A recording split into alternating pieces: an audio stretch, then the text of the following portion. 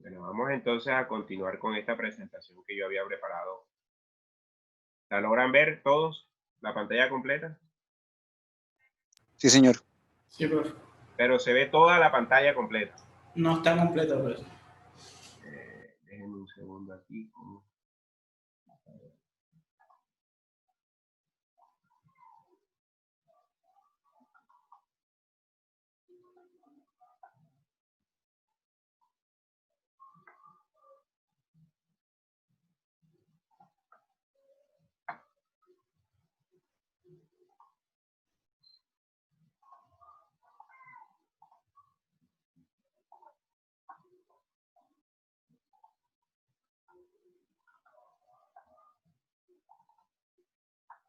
Ahora, ¿ven la pantalla completa ahora? Sí, sí No. se ve la pantalla completa. Pero se ve, O sea, se Yo ve lo toda veo la acá. pantalla, el PowerPoint. exacto, se ve desde PowerPoint, no como se vería normalmente. Exacto. Un segundo, a ver, solución.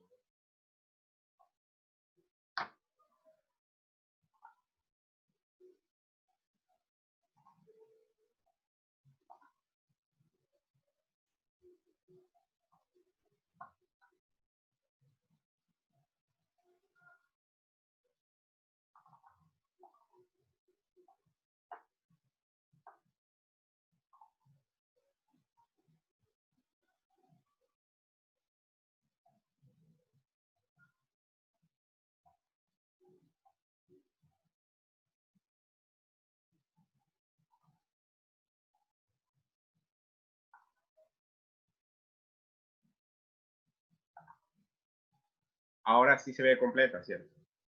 Sí, Sí, ahora sí. Bueno, entonces.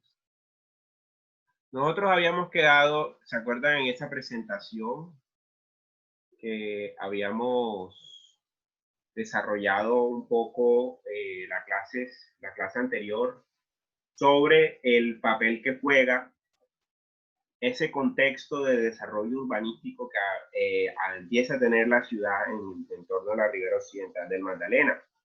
Aquí hay unos factores, tres factores que nosotros habíamos analizado como la cuenca como una unidad territorial, enfocada en lo social, hídrico, cultural y lo socioespacial. Vemos esa articulación de los procesos que se vienen dando a nivel del desarrollo urbano de la ciudad, con esa característica, digamos, simbólica y significativa que ha tenido el río en el desarrollo de la ciudad. La implantación sobre todo de la industria, del puerto, y ahora algunos proyectos de transformación urbana que ustedes han empezado a analizar. Pero hemos también revisado, y ustedes me imagino que con los profesores de diseño, en ese contexto de análisis, han conocido los elementos de formación social que se han dado en ese territorio, en este territorio de Barranquilla, sobre todo a la luz del contexto de la formación social y la territorialidad, pero también a la dinámica del modelo de desarrollo que ha permitido explotar los recursos de la naturaleza, explotar la comunicación que tenemos a través de esas fuentes hídricas y del contexto que tenemos alrededor. Y eso ha sido fundamental no solo en el desarrollo de ciudades como Barranquilla, sino la mayoría de grandes ciudades en el mundo han explotado la naturaleza de manera salvaje, de manera, digamos, estrepitosa, han secado humedales, rellenado terrenos para poder construir la monumentalidad de ciudades que son ahora. Pero en este contexto de análisis, si ustedes miran esta fotografía, podemos ver que hay señales en las cuales el contexto ambiental juega un papel esencial en esa dimensión. Esta imagen puede reflejar un cuerpo de agua, pero si nosotros lo miramos, ese cuerpo de agua también representa una imagen de un territorio y de una transformación que puede darse en ese contexto. Esto es en la Loma, ahí en ese espacio donde ustedes están cercanos, donde ustedes están trabajando, la Loma 1. Y aquí las características de transformación están influidas y determinadas por unos instrumentos. O sea, el instrumento desde aproximadamente el año 2004 ha venido imponiéndose a desarrollar una estrategia de expansión urbanística hacia este sector. Tanto así que yo no sé cuál es la finalidad que va a tener ahora, porque está abordado ese proyecto, digamos, que se supone iba a quedar la nueva alcaldía, iba a desarrollarse un proyecto urbanístico. Hay varias apuestas que ya le he mostrado algunos videos de lo que va a pasar.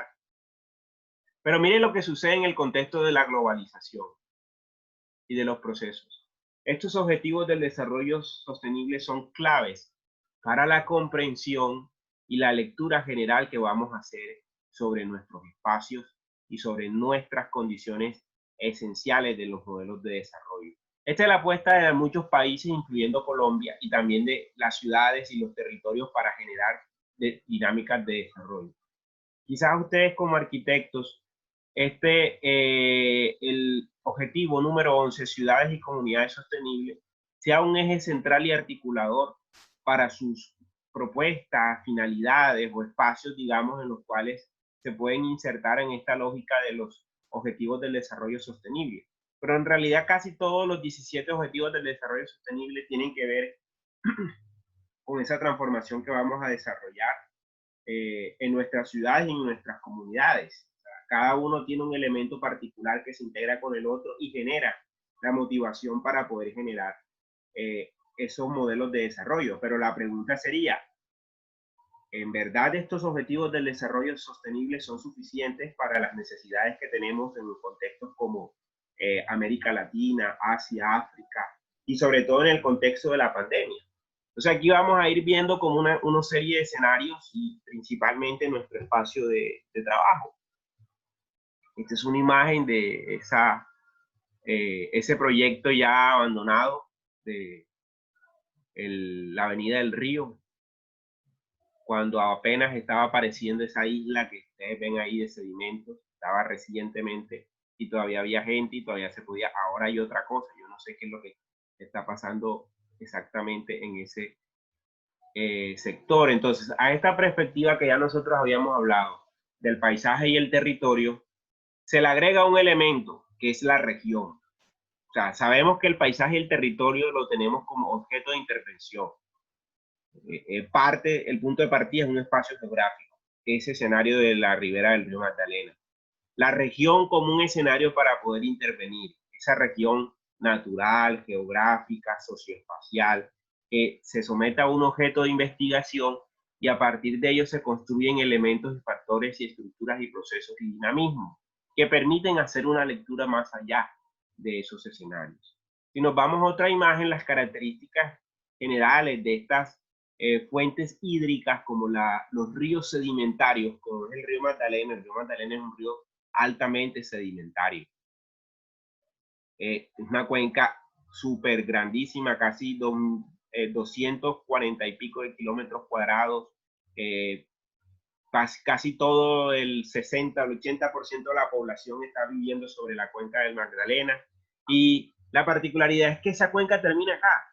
La cuenca del Magdalena termina en esta zona. Su parte final, su recorrido final son esta ciudad. Y digamos, aquí hay una reflexión muy interesante de entender ese contexto, de cómo este río sedimentario ha sido, digamos, el eslabón del desarrollo de la ciudad, pero también ha sido gran parte como que uno de los grandes problemas también de la ciudad.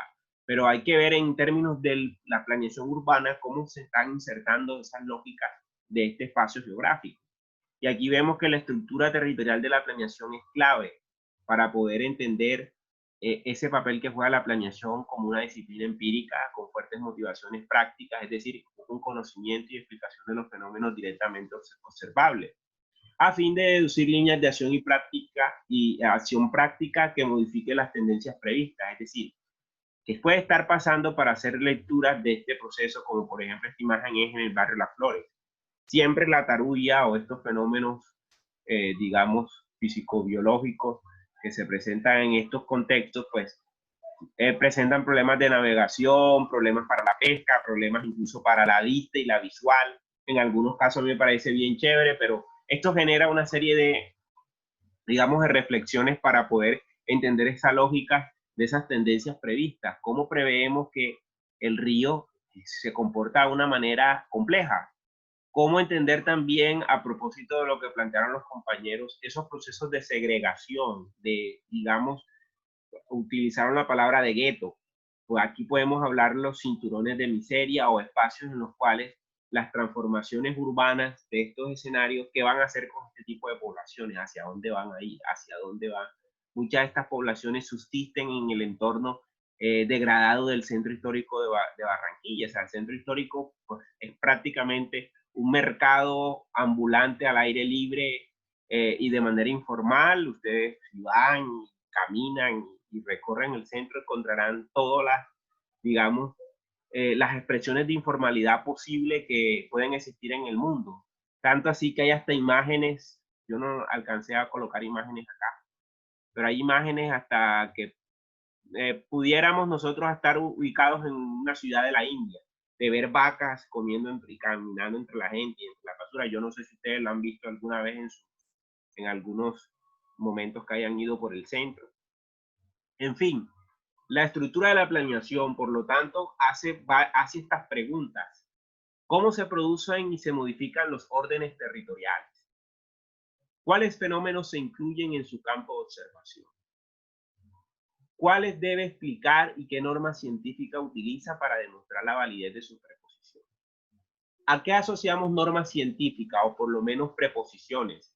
A conceptos que vienen acompañados de una problemática o de un fenómeno que queremos abordar con evidencias empíricas, es decir, hombre, que si urbanizamos, por ejemplo, la loma, pues todo lo que vayan a urbanizar ahí va a tener problemas de niveles freáticos, o si no van a tener que hacer lo que están haciendo ahora, que yo me imagino que la problemática de lo que hay ahora en la Avenida del Río es que están drenando el suelo para poder rellenar y poder hacer los cimientos del gran proyecto urbanístico que presentan desarrollar ahí. ¿Cuánto va a costar eso? Pues nos va a tocar a pagarlo nosotros de los impuestos, porque eso, digamos, son proyectos, eso es un proyecto de que amerita una revisión también por los entes fiscales y las entes de vigilancia, pero aquí nadie vigila a nadie. Entonces aquí pues hacen lo que quieren hacer, pero por lo menos los entes de control deben estar vigilando y pendientes de eso, porque eso es detrimento patrimonial. El proyecto es un proyecto, digamos, privado. O sea, eso ahí están haciendo un proyecto, una obra de infraestructura de espacio público para darle más libertad al desarrollo privado que pueda construir sus edificaciones. Entonces, ahí hay una problemática bastante compleja en cuanto al modelo de desarrollo que tiene la ciudad. Y aquí se ve reflejado. Esta es toda la zona de la Loma. En época, digamos, yo no sé cuándo tomé esta foto, esto fue como en el 2010. Miren la silueta de la ciudad de Barranquilla y miren la vegetación que se da en estas zonas de humedales. Es una zona de humedal. Aquí llegan aves migratorias a comer, aquí se reproduce toda una composición biofísica en la cual permite por lo menos una estabilidad del terreno. Pensar que esto va a ser, está siendo rellenado, porque esto está siendo rellenado, está haciendo eso, ahora mismo debe ser, creo que hay unas montañas, unos montículos de sedimentos que yo no sé qué es lo que están haciendo allí.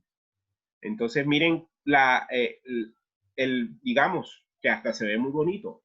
No sé, ¿ustedes qué dicen? Esto es desde la Avenida del Río. La primera Avenida del Río, por allá en el 2010 creo que fue esta foto. 2010, 2012. Recién inaugurado. ¿Qué opinan?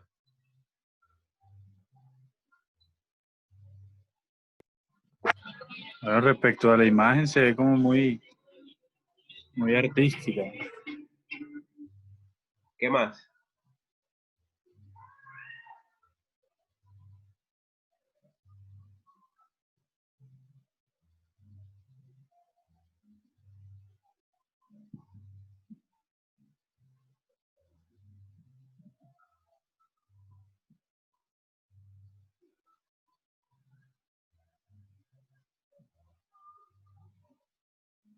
¿Qué más? ¿Qué comentarios hay?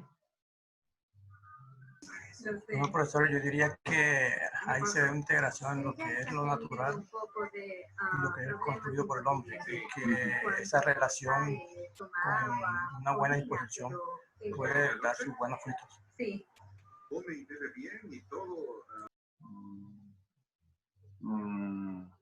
Sí, hay una relación muy interesante de esos procesos urbanos, de este espacio natural que está allí. Y aquí vamos revisando algunos detalles de lo que... Acá hay otra imagen, por ejemplo, otra silueta de la ciudad y la vegetación que hay en esta zona de la loma. Miren incluso las barreras muy interesantes desde el punto de vista urbanístico que tenía el malecón, ese malecón de, bueno, no era malecón, pues, tenía más cara de malecón esta avenida del Río que el actual malecón. Miren los diseños, o sea, el diseño característico de esta zona, que era más cercano y había como un contacto más directo, no había una barrera, una reja, digámoslo así, que permitiera no conectarse directamente con el río, por ejemplo. Aquí ven las actividades portuarias cercanas. Miren cómo se ve esa imagen. Habían unas pasarelas que por lo menos la gente podía fotografiarse y estar como en un contacto más cercano con esta barrera, este tipo de barreras semiartificiales y que se mezclan con lo natural, permiten generar como una especie de amortiguamiento de estas zonas. Y pues, a mí me parecía un poco más interesante, me parecía este proyecto que el actual, en términos, digamos, paisajísticos. No sé qué opinan ustedes. Mírenlo bien.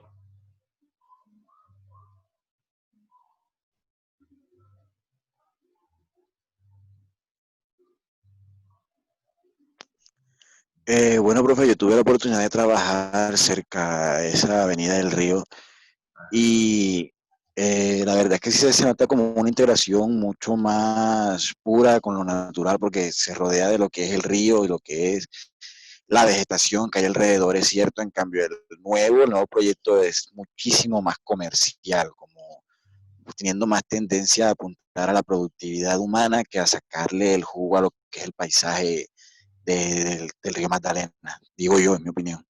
Muy bien, Ángel. Muy buena esa apreciación. Y tienes en cierto modo algo de razón, que esto es más que todo una zona de ventorrillos económicos que se están dando ahí en diferentes espacios. Pero si se fijan aquí, hay unos elementos interesantes. Muy chévere que yo pues, estas fotos las saqué preparando estas clases para ustedes. Porque yo estoy trabajando más que todo en la zona costera, pero el río no lo he dejado de pensar y reflexionar sobre estas propuestas. Y miren las características que hay. Miren, uno aquí encuentra a la gente todavía conectada con las actividades fluviales de Tucumán. Obviamente el puerto ha sido significativo, pero estas personas que están aquí, pescadores, gente que se rebusca, miren que prácticamente ellos podían estar en contacto también con el mismo espacio, generarse ese espacio. Yo no sé, digamos, hay un tema de reflexión también en las dinámicas del paisaje que vamos a ver mucho más adelante cuando veamos frentes litorales o frentes o lo que se conocen como waterfront a nivel global, a nivel mundial, en donde estos frentes de agua son escenarios súper conectados con el imaginario urbano de la ciudad. Entonces esta tendencia es interesante revisarlo. Entonces, hay todo un sistema y ese sistema es basado en esta pregunta. Lo que le otorga funcionalidad, lo esencial, lo propiamente estructurante. Esa es la base del sistema. Y ese sistema, por lo tanto, se compone de elementos visibles, arreglos espaciales, determina el paisaje, la apariencia. También es la apariencia que le agregamos, factores que explican en distinto grado el tipo de paisaje que revela el territorio. Por ejemplo, esa imagen revela que somos un territorio que está sobre un río sedimentario, que es un río gigante como el Magdalena, Pero hay unas actividades, por ejemplo, el puerto, digamos, moderno, principal, pero también unas actividades asociadas a esa cultura anfibia que incluso de las imágenes que vieron en esta diapositiva del pasado, nos rememoran que estamos siempre conectados con esas fuentes hídricas y con esas fuentes de agua que son vitales para el desarrollo y la memoria de la ciudad. Entonces es importante tener en cuenta esa variable, esos elementos y esos factores que permiten entender en esta lógica del paisaje qué es lo que nosotros vamos a trabajar en sí. El paisaje también en el centro se conecta y miren lo que ha quedado reducido, por ejemplo, el caño del mercado, a un botadero de basura y a una cloaca al aire libre. Este es el caño del mercado, que anteriormente en las imágenes que ustedes vieron era donde se comerciaba, era la plaza de mercado, era el caño de Barranquilla. Ahora eso es prácticamente un desastre ecológico y ambiental a propósito Una cueva de locos. A propósito de lo que hablaron los compañeros, un tema muy de guetos, un tema que es una problemática bastante compleja en términos, y la respuesta es que pueden ustedes como urbanistas, arquitectos o arquitectos, y si quieren especializarse en urbanismo, en plantear frente a una solución a estos espacios. Y aquí es el enfoque sistémico, es una parte esencial, en donde la estructura territorial de la planeación se conecta con una multicasualidad recíproca. ¿Eso qué quiere decir? Que vamos a tratar de revisar cómo a través de ese enfoque de la teoría de sistemas o del enfoque sistémico nos conectamos para entender esta lógica. Y miren cómo era este espacio antes de la restauración, por ejemplo, de la Intendencia Fluvial. Esto era la Intendencia y la Loma, antes de su proceso de intervención. Miren lo tupido y miren el espacio, digamos. Y miren ahora el espacio de transformación. Las características de los procesos han sido también muy interesantes. Aún se mantiene un cierto grado de vegetación o de vegetal, pero también hay unas señales. Señales, por ejemplo, la restauración de estos edificios, por ejemplo, pero señales de estos edificios abandonados. Y si le damos una fotografía más cercana a la panorámica del centro, es una ruina prácticamente. Una ruina en medio de un espacio de informalidad y en medio de una precariedad que aún todavía estamos como en boga de analizar y revisar. Aquí vemos unas relaciones sociales de estos espacios de materialidad. Miren estos niños aquí cruzando de aquí de donde está el Cabrito Express hacia la Loma. Cómo la materialidad y las relaciones sociales en ese espacio, que ya esto se perdió, porque las personas que vivían en este espacio fueron desalojadas, fueron reubicadas por allá en Villas de San Pablo, y este espacio es el que va a estar, creo que están empezando a intervenir o van a empezar a intervenir recientemente. Pero miren el contexto de las zonas de los caños del centro de Barranquilla. Esto yo creo que sigue igual o peor. Si van ahora, esto sigue siendo peor. Esto es por los alrededores de esta imagen es desde el edificio Ferranz y ahí cerquita al mercado de granos. Acá está el mercado de granos que está siendo intervenido, no sé cómo irá esa obra, pero miren ese contexto de espacio muy significativo. Entonces, ¿cuál es la esencia de la teoría o el enfoque sistémico? Conectar las partes, el conjunto y el entorno, y así crear una reflexión muy interesante. Mirar el territorio. O sea, el territorio debe considerarse como un conjunto indisociable en que participa, por un lado, cierta combinación de objetivos geográficos, naturales, sociales, y por tanto, la vida que los anima, es decir, la sociedad de movimiento. Recuerden el documental de Jane Jacobs, cuál era, digamos, el objetivo que ella quería reflexionar sobre los problemas urbanos en la Nueva York de su época, o en la Nueva York en donde o de la transformación que llevó a que ella se movilizara como ama de casa a bloquear y a detener los proyectos de desarrollos inmobiliarios, digamos, en esa Nueva York de los años 70. Entonces, miren cómo la capacidad de estos espacios aquí son esenciales para generar una discusión sobre qué puede pasar en un contexto como el de Barranquilla. Entonces, yo voy a dejar aquí el avance de esta presentación para escuchar de ustedes algunos comentarios algunas preguntas, algunas inquietudes.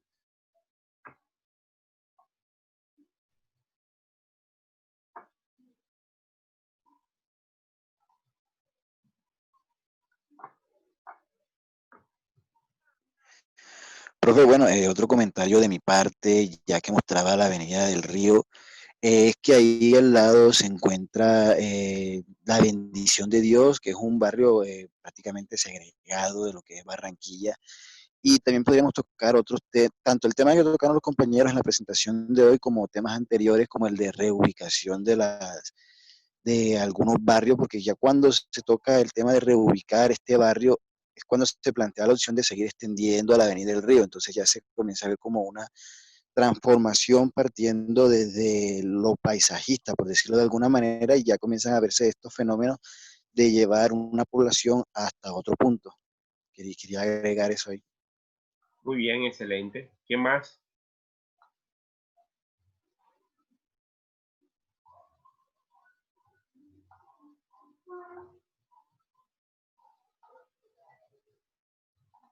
¿Qué más quiere agregar algo? Hacer algún comentario. Profe, ¿qué tal? Una pregunta, Cáceres Durán. Dale, adelante, Cáceres. Profe, una pregunta, digamos con lo que, bueno, las imágenes y con lo que han dicho los compañeros, ¿hay alguna posibilidad o cómo sería el manejo si dentro de dentro de los barrios que actualmente tiene alrededor ahí de las lomas, digamos, se realice un conjunto, digamos, para la misma población, sería, digamos, óptimo o, digamos, sería algo que no resuelva nada? No sé si me hago entender. Sí, sería utópico, porque las condiciones socioeconómicas de estas personas han invadido esos terrenos. Por ejemplo, Barlovento es toda una invasión, que ahora pues ellos van, la pelea va a ser dura con Barlovento, porque en Barlovento hay una ocupación de más de 11 años, que la ley exige que un terreno después de estar siendo ocupado durante 11 años es susceptible de ser legalizado. Pero ahora tienen encima el proyecto del plan parcial que incluye Barlovento. Es que si ustedes se fijan y han revisado la parte normativa, que a ustedes les gusta mucho eso, no sé por qué en arquitectura tienen bastante tendencia a irse a la parte normativa, pero eso me parece súper interesante y valioso.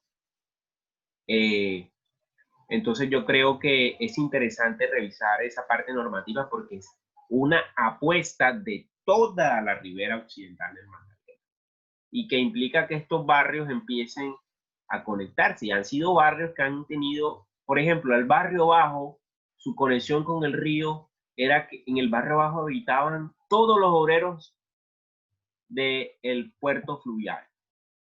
Toda la gente que trabajaba en el entorno portuario, en el fluvial, cuando quedaban las compañías fluviales en lo que es actualmente Barlovento, pues el lugar de habitar era la zona portuaria cercana, era el barrio abajo.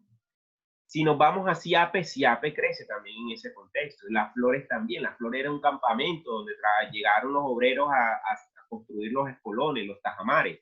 Y allí se quedaron viviendo y pues quedó el barrio Las Flores. Entonces son procesos de formación espacial o formación social espontánea. Una autoproducción o lo que se conoce en términos de Henry Lefebvre con una producción del espacio desde de la percepción. Y yo creo que estas apuestas del desarrollo inmobiliario no van a incluir estrato 1, por ejemplo, en esos proyectos. Muy difícilmente lo están haciendo. Por lo menos esa es la tendencia que están pasando en otras ciudades. Dudo que en Barranquilla pase lo contrario, conociendo cómo son nuestros administradores públicos, nuestros tomadores de decisiones. Allí la propuesta la va a primar la renta inmobiliaria. La renta inmobiliaria ahí es fundamental.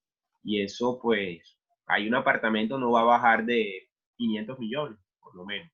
El más pequeñito, Profe, en términos generales. yo quería decir algo con respecto a eso que usted está hablando. Ajá. Que ese, creo que ellos se lo habían manifestado, es uno como de los choques más grandes que tengo en el diseño, porque queramos o no, va a ser una parte que va a sufrir de gentrificación. Porque aunque yo planteé, yo no sé, una bis o yo no sé, modificar el diseño de sus viviendas, o sea, alguna solución en algún momento ese punto va a valorizarse. En algún momento y esa gente no va a tener el dinero para pagar el incremento tanto en servicios públicos como en tasas tributarias. Entonces, eso es ahí como, no sé, o sea, no hay algo, no hay una norma que yo sí he leído bastante, por lo menos creo que fue en Santa Mónica, que hay una norma con respecto a eso de las valorizaciones, el tema de los arrendos, los servicios públicos, tasas tributarias, que no lo hay aquí. Entonces, aunque yo plantee una solución para las viviendas de esas personas, ¿qué va a pasar cuando se valorice? Igualmente se van a tener que ir.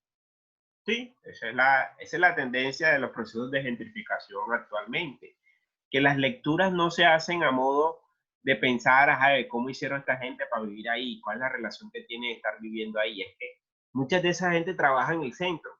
Su eje principal es trabajar en el centro. Incluso producían, por ejemplo, cilantro, vendían coco, y otros productos más que cultivaban ahí en la loma y que se producían en el centro. Incluso esa zona de la loma para mí puede ser una despensa agropecuaria. Fácilmente ahí se cultiva de todo. Ahí yo veí, ahora más adelante van a ver las fotos de los cultivos. En la presentación ahí más adelante van a ver unas fotos de algunos cultivos que alcancé a tomar. Entonces yo creo que, bueno, pensar en ser... Profe, Sí. profe, no, quería, digamos, como decir algo, bueno, continuando con lo que dijo la compañera, que, digamos, se puede crear, digamos, un entorno, sí, ya sea residencial y todo, pero también dentro de ese mismo entorno, o como lo que usted está diciendo con respecto al centro, también podemos planificar o, digamos, de alguna manera crear como un entorno donde las personas que habiten ese lugar también tengan como las oportunidades económicas. No simplemente es de pronto gastar y gastar, sino que también puedan, digamos, ganar y ganar. Sí, puede ser válido hacer es que ven, o sea, hay que entender bien, o sea, es que Pero es que, o sea, eso es lo que tú estás diciendo de que ellos puedan ganar, es como ellos viven ahora, en parte, porque ellos viven dentro de una miseria, su vivienda, pero ellos económicamente, ¿cómo decir? Fluyen, no sé, hacia el centro ya. Y si tú echas a esa gente de ahí, pues se va a complicar mucho más su situación económica. No, pero la cuestión no es echarlos, la cuestión es, digamos, mejorarles un poquito la calidad de vida. si alcanzan a ver, esto es en la loma. Eso es en la loma. Ahí están preparando el terreno para sembrar cilantro. Profe, no, nada. No ven No se ve, nada. profesor. No, señor. No sé, profesor. Ah, profe, no. Espérense ahí.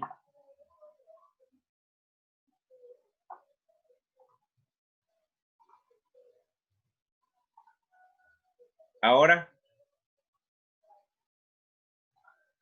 Ahora sí. ahí ven.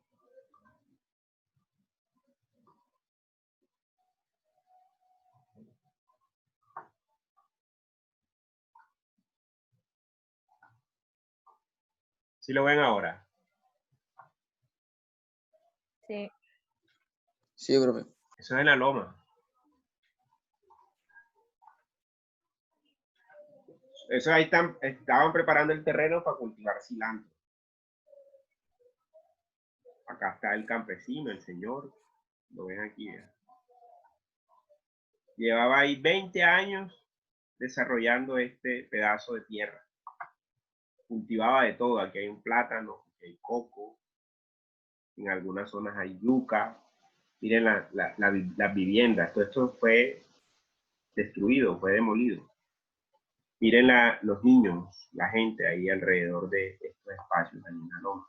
Miren, aquí están los cultivos de plátano, la rotación de los cultivos que tenía. En una época dan plátano, otra coco, en otra yuca, ñame, dependiendo de la estacionalidad del año.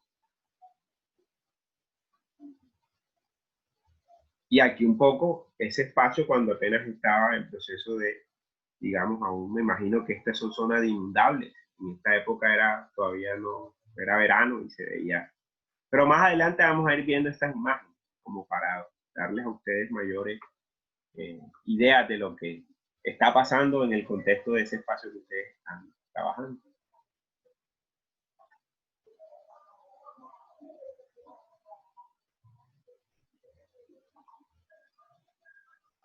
Preguntas, inquietudes, reflexiones. Dicen, pero ¿qué pasa con la valorización? Pues la valorización es un instrumento en la cual son obras por beneficio general. De ahí han sacado los recursos para el tema de arroyos y demás. Dice Natalia, ya han cobrado 3 valorizaciones.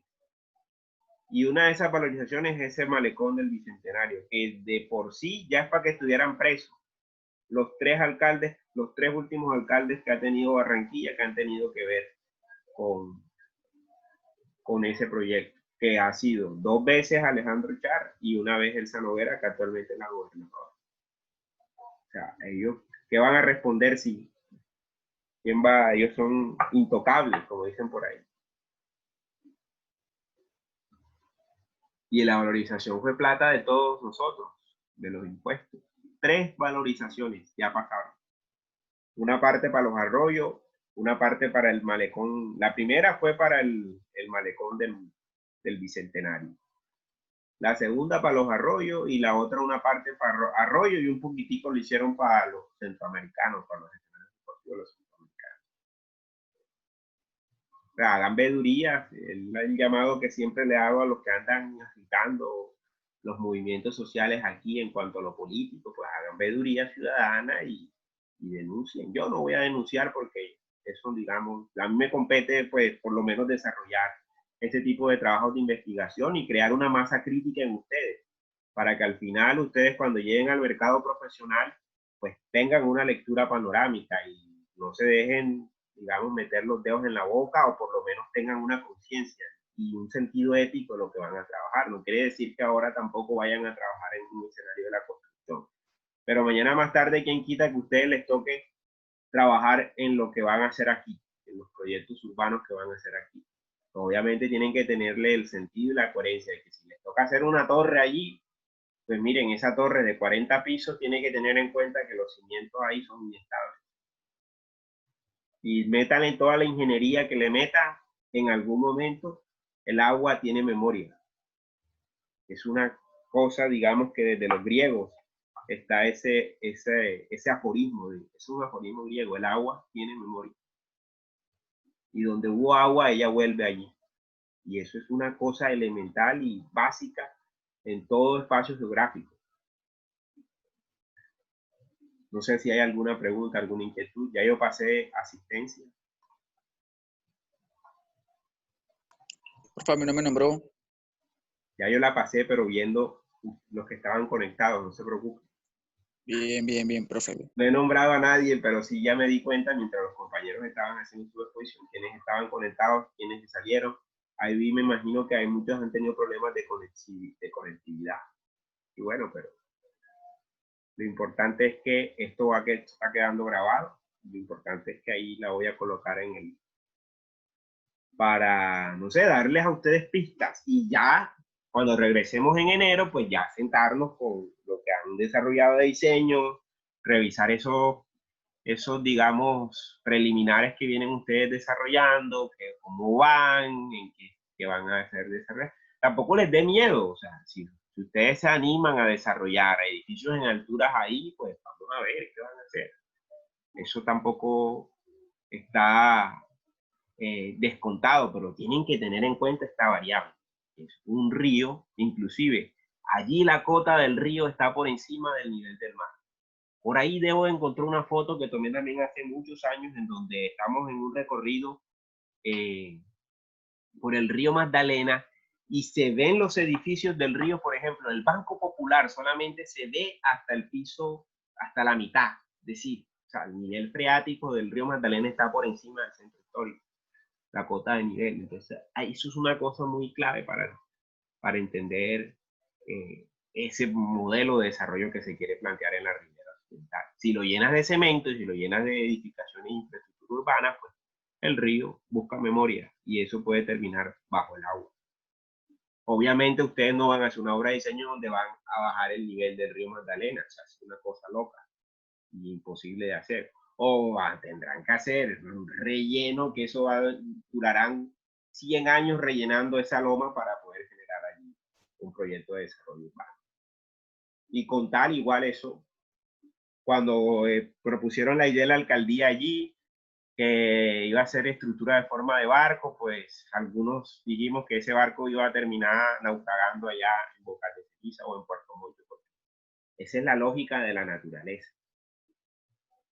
Y no podemos ir en contra de ella. Esa es la reflexión que hago sin ser biólogo, más bien, digamos, preocupado por las decisiones que se toman en materia de desarrollo urbano en los últimos años. Profe, hacer el Burj Khalifa barranquillero.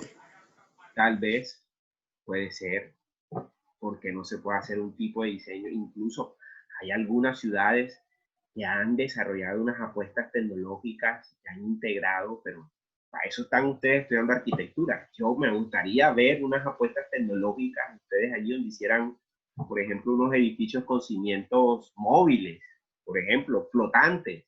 Esa vaina sería una cosa súper interesante, donde pusieran temas hidráulicos allí, donde incluso en vez de estacionamientos de autos fueran estacionamientos de yates, de pequeños veleros, cosas así, que integraran también lo social, por ejemplo. Lo social que implica que esta gente que vive en estos barrios, digamos, subordinados, digamos, en estos barrios como Bendición de Dios, Barlovento, Villanueva, que trabajan en el centro. O sea, es que todo es un problema estructural. Si hay una verdadera recuperación del centro histórico, eso lo dijo una vez el profesor Jorge Villalón, que es un historiador, profesor de la Universidad del Norte.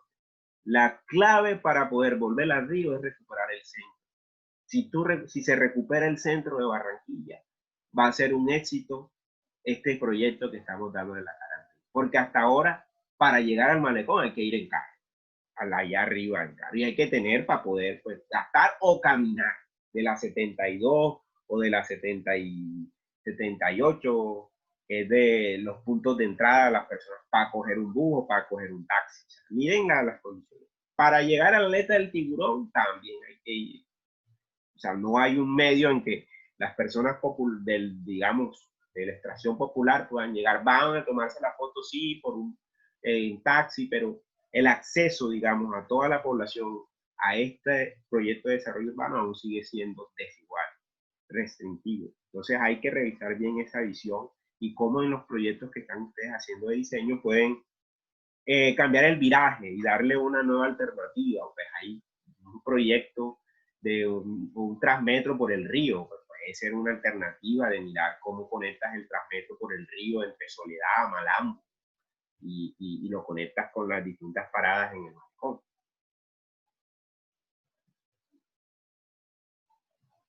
Pero bueno, esa es la reflexión que vamos a ir alimentando. Bueno, continuamos la próxima, el jueves, con el cierre de esta sesión del seminario. Ojalá que, por favor, avisen a todos los compañeros que hagan falta, que se manifiesten el jueves para cerrar este ejercicio con todo el éxito y pues hacer las reflexiones finales.